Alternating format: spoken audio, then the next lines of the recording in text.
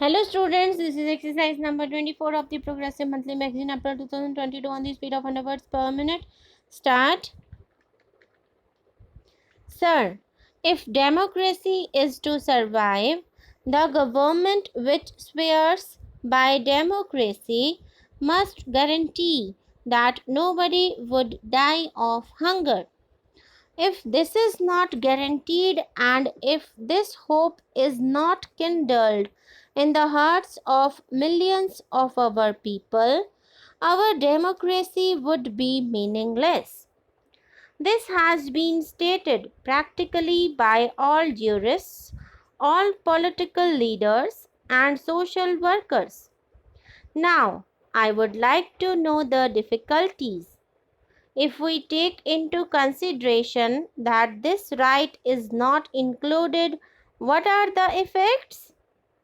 When I was speaking over the resolution moved by my esteemed colleague regarding northeastern situation, I made a mention that the time had come when you should provide work to the people or allowance if the work could not be given. At that time, the Honorable Minister had said that was a matter which concerned the Law Ministry.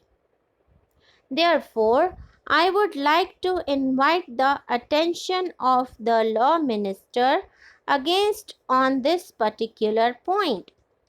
There is a problem of law and order in this country. The crime is on the increase. There is dissatisfaction everywhere. There is unrest amongst the students. Students feel that even if they take any number of degrees, they are not assured of job. We all know that with 90% marks, they do not get even admission in medical colleges, in engineering colleges. Even after getting MBBS and BE degree, we are seeing what is happening in Delhi. Questions are being raised in this particular house. The number of people below poverty line is increasing every year.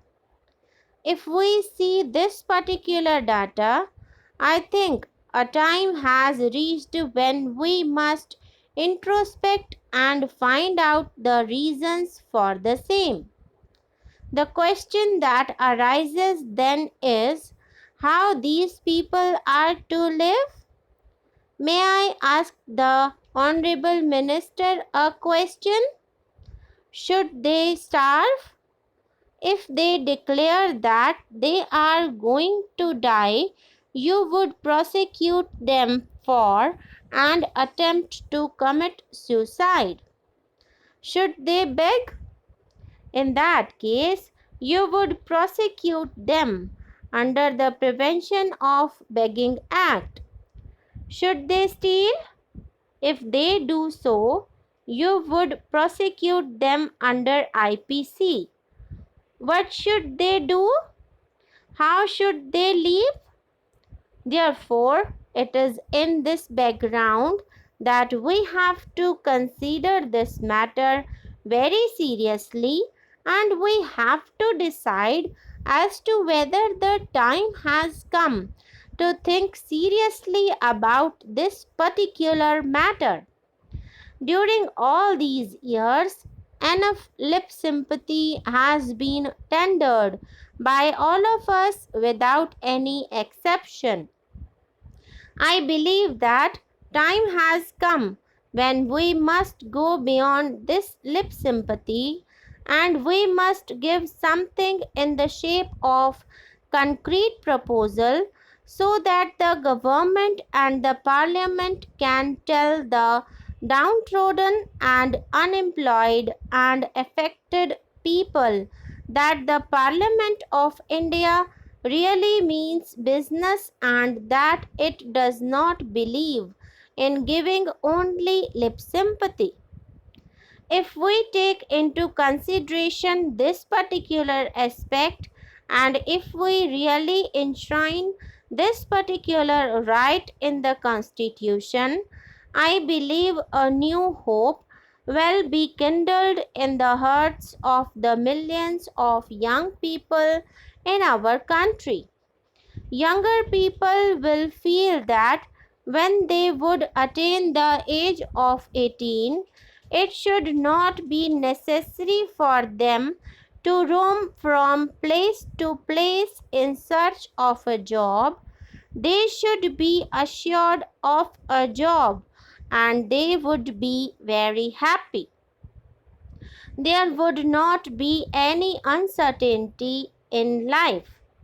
The unrest and strikes in the colleges and schools will stop. The problem of students' unrest cannot be solved by bayonet, by firing, by closing down universities. It can only be solved if we guarantee them this particular right of work, for which I have made a humble attempt through this particular bill to be included under Article 19. We see in big cities the trek of thousands and thousands of people from the villages in search of jobs.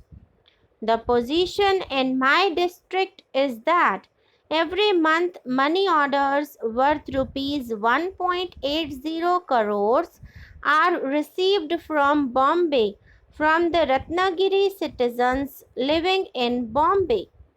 There are no youngsters in the villages. Only persons live in the villages looking after agriculture. This is happening because we could not provide any work to the people in the village.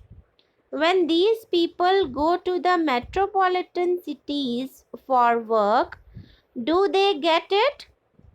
I am reminded of an old adage to which a reference was made by our Honorable Finance Minister, a very interesting adage which is applicable here. On a dark night and in a dark room, people go in search of black cat when in fact there is none. This is the position with reference to jobs in the metropolitan cities. Under these circumstances, I believe that we have to take into consideration this problem very seriously. Unemployment is growing everywhere. If we take into account the data, it is very serious problem which will become worse if we do not take some serious steps in time now. With these words, I conclude my speech for the need for providing employment to all young people in the country.